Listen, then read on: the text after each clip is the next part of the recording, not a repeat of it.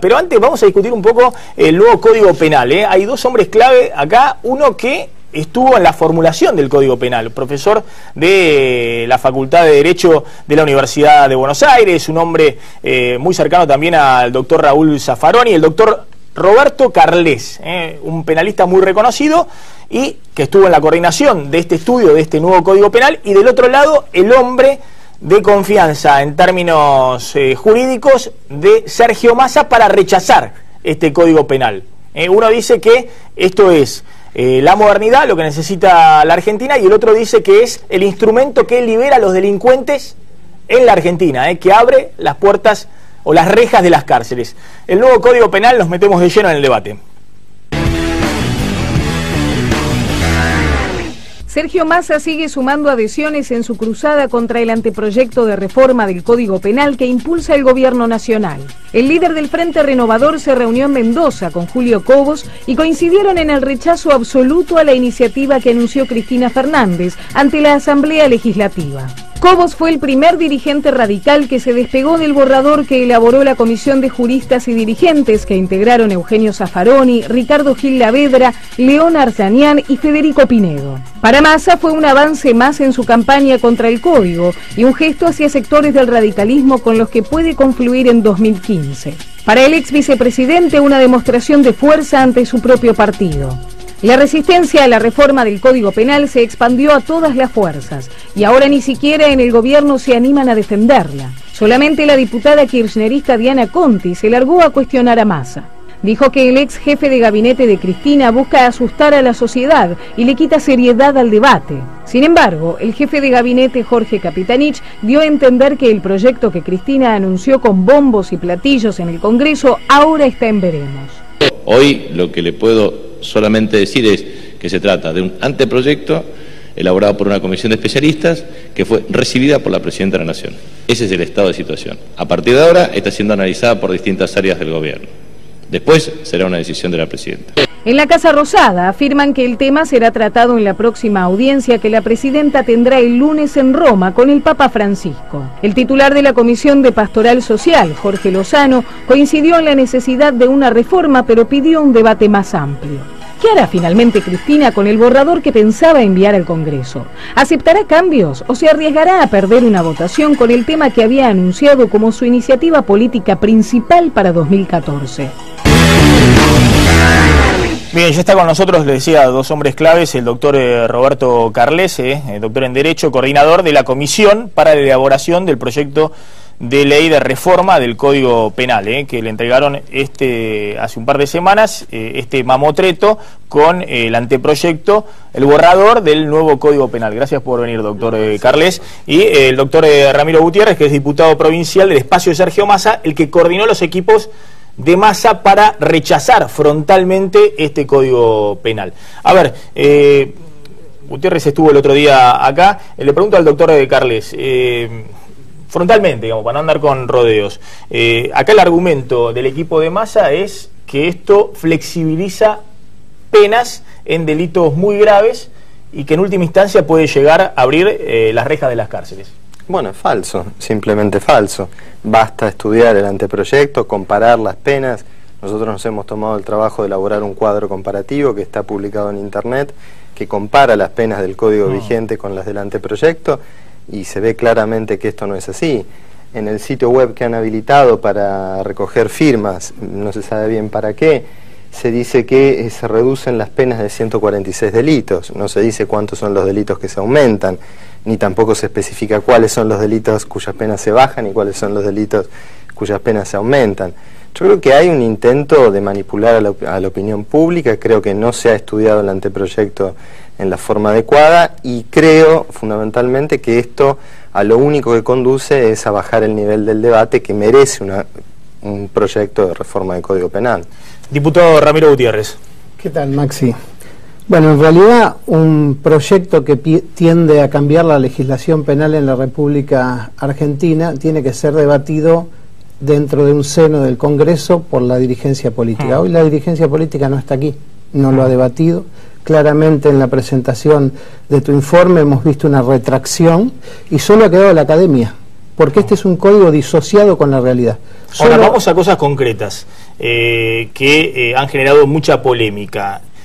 Ustedes dicen que efectivamente se bajan penas en delitos graves como narcotráfico o en el caso, no sé, de robos o asesinatos. 3 años el mínimo del delito de tráfico de estupefacientes. Diputado, perdón. A mí me gustaría que vos expliques a la comunidad por qué la sociedad argentina debe entender que el tráfico de estupefacientes, que la comercialización de estupefacientes, que la tenencia de estupefacientes simple, que el suministro de estupefacientes a título gratuito merecen una disminución de la pena, y por qué se han sacado otras figuras que hoy son vigentes y que eran agravantes, como por ejemplo el suministro de estupefacientes cerca de las escuelas, que tenía toda una finalidad y todo un mensaje hacia quien lo vendía, quien lo traficaba y quien lo ponía en la mano de un adolescente o de un niño y lo iniciaba dentro de la cadena de las adicciones. Bueno, muy bien. Doctor Carles. Sí, diputado, ¿qué pena tiene hoy el tráfico de estupefacientes? Tiene una pena superior a los 3 años mínimo. No, dígame la ley. Usted. Tiene el mínimo 4 años. No, señor, es Búsquelo, 13 a 12 años. Búsquelo en la ley de estupefacientes.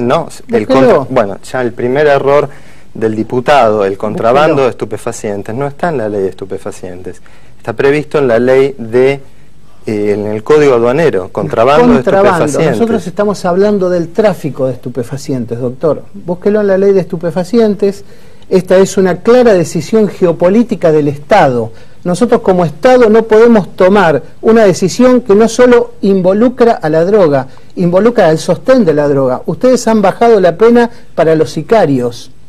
Hoy tiene reclusión y prisión perpetua, es un homicidio calificado, y ustedes han bajado una pena temporal. ¿Quién? ¿Que mata por dinero? Absolutamente, quien mata por dinero. Y también han bajado la pena de aquel que porta un arma de guerra. Entonces, ¿qué mensaje estamos dando a la sociedad? 2 años es la aportación de un arma de guerra en el código que han bosquejado y que están presentando a la sociedad. Lo primero que deberíamos aclarar es lo siguiente: alguien debería decir si está a favor de ese código. Nosotros no estamos a favor.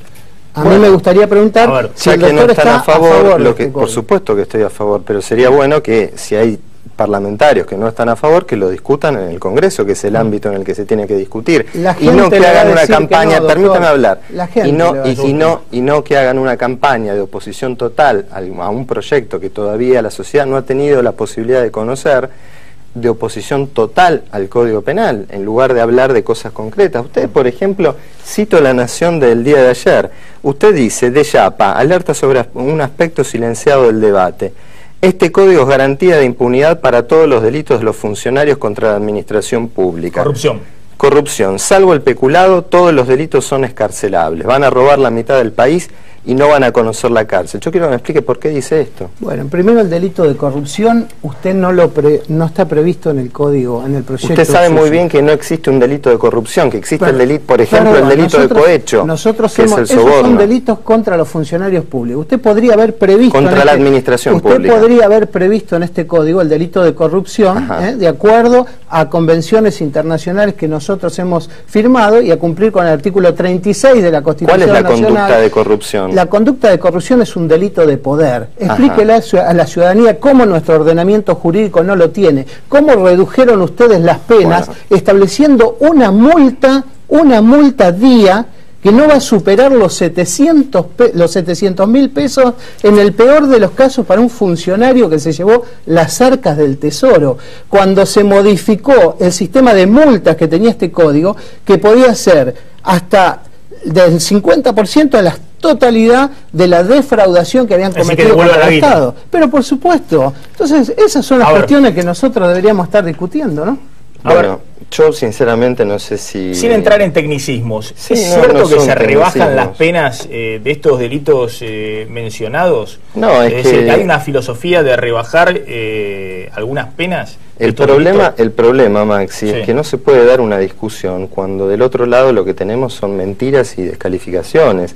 Porque, por ejemplo, está en el caso que está hablando de la corrupción, yo lo que quisiera explicarle a la sociedad es que no hay un delito de corrupción. El corrupto, el político corrupto, incurre en conductas determinadas. Sí. Por ejemplo, cobra una coima, hace un tráfico de influencias, acepta dádivas. Bueno, esas son las conductas que están descritas. Eso soy. Y son está un proyecto presentado en la Cámara de Diputados. Y son las conductas que las convenciones internacionales en materia de corrupción nos obligan a penalizar.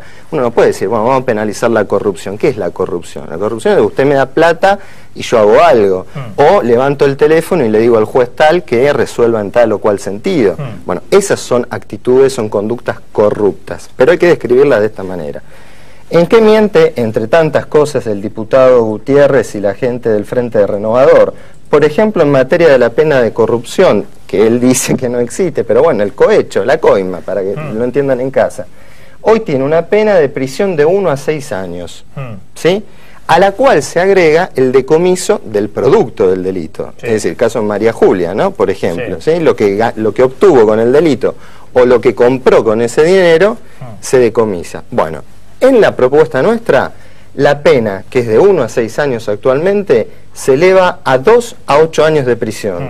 A eso, el decomiso del producto del delito sigue vigente como pena, eso no se modifica. Y se le agrega además una multa que puede tener un máximo de 240 días. Multiplíquelo por el monto del salario mínimo vital y móvil, que está 3.000 y pico de pesos, y le va a dar una multa bastante alta. Es decir, elevamos las penas de prisión. Agregamos el salario mínimo vital y móvil por día. Por día. Agregamos la pena de multa y además el decomiso del producto del delito, que sigue estando vigente. Entonces, díganme, yo lo que quiero que me expliquen es dónde está esta supuesta rebaja de penas, porque lo único que veo que están haciendo es intentar confundir a la sociedad, instalar un pánico social que no tiene asidero en la realidad. Primero, doctor, ustedes introdujeron una pequeña trampa en la prescripción de los delitos para funcionarios públicos. Les recomiendo que lea el artículo 50 que usted ha redactado en el inciso primero, apartado A, y ahí va a ver que hay una trampa en la cual los delitos de los funcionarios públicos que tenían una fuerte categoría de imprescriptibilidad, ahora se van a prescribir mientras el funcionario público está en el ejercicio de sus funciones.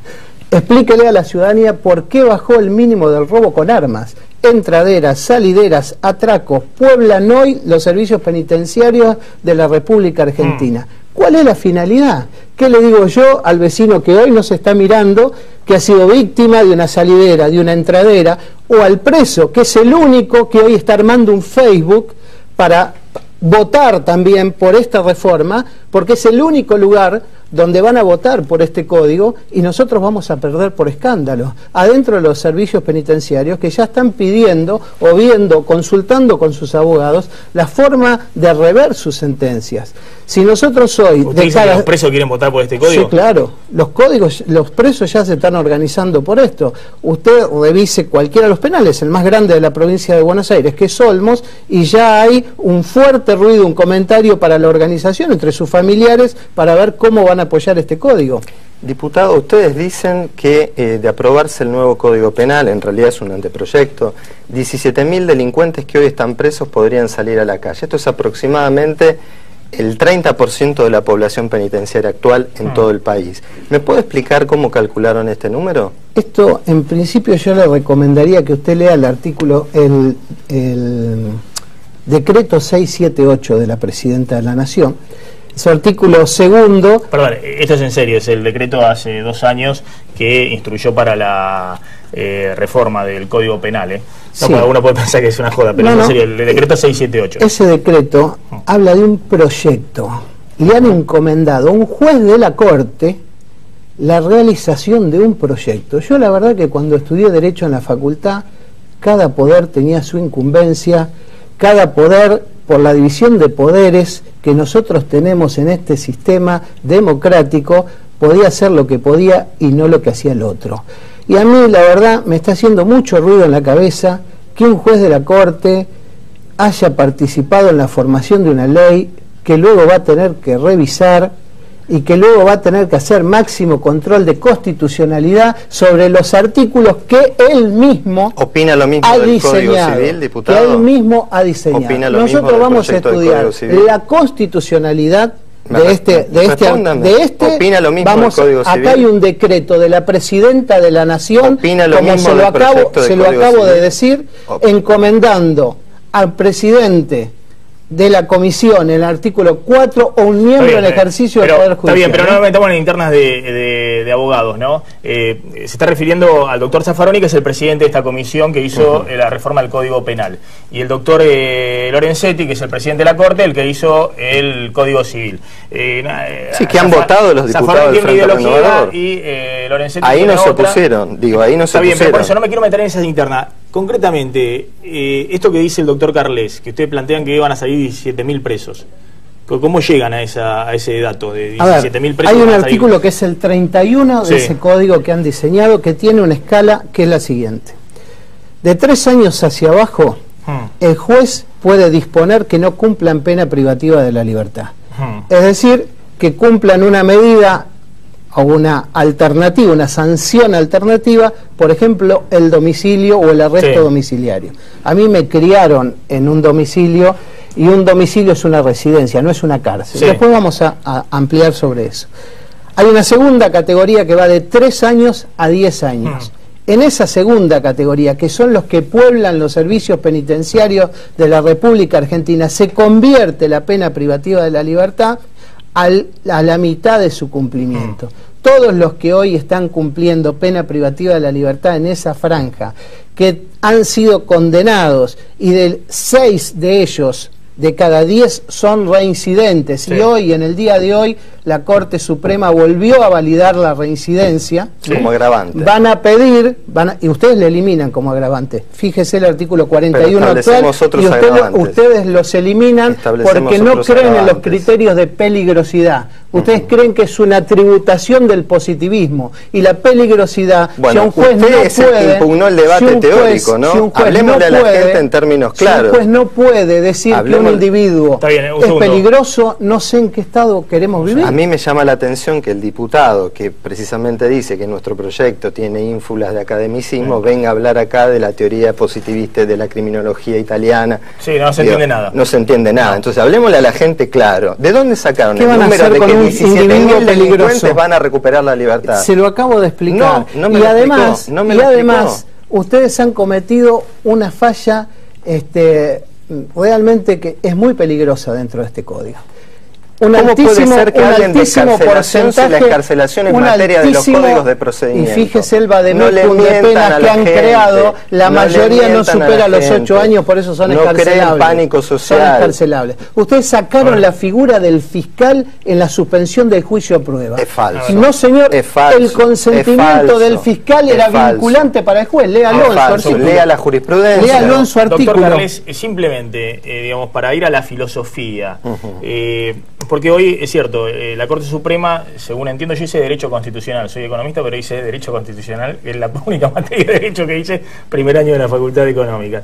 Hoy la Corte Suprema falló en favor de la reincidencia como agravante de la pena, con un voto de disidencia del doctor Raúl Zaffaroni.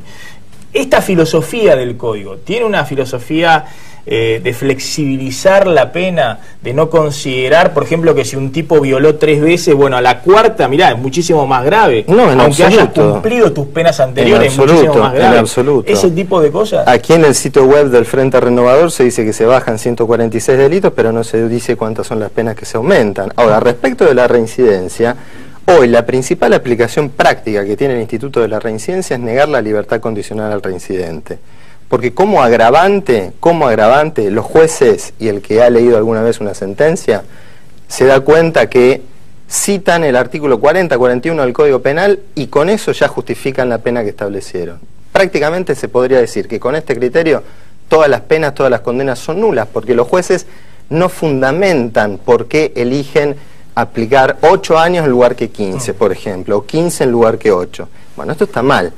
Nosotros prevemos en nuestro anteproyecto una serie de circunstancias de gravedad y de mayor gravedad que son mucho más importantes para la víctima que la reincidencia. ¿Qué le importa a la víctima, por ejemplo, si el patovica que mató a golpes a un chico, ¿sí?, había librado antes un cheque sin fondo? ¿Qué le importa? Ahora, sí le importa a la víctima quizás un chico de 17 años que se está terminando de desarrollar, que el patobica pese 130 kilos. Eso sí le tiene que importar, y eso sí está contemplado en nuestro proyecto como agravante. O que tenga antecedentes violentos también, que tenga alguna causa violenta anterior. Sí, pero es que puede tener antecedentes violentos sin necesidad de haber recibido una condena. Por ejemplo, en materia de violencia doméstica, nosotros prohibimos la suspensión del juicio a prueba en contexto de violencia doméstica, sin requerir que haya habido una condena previa.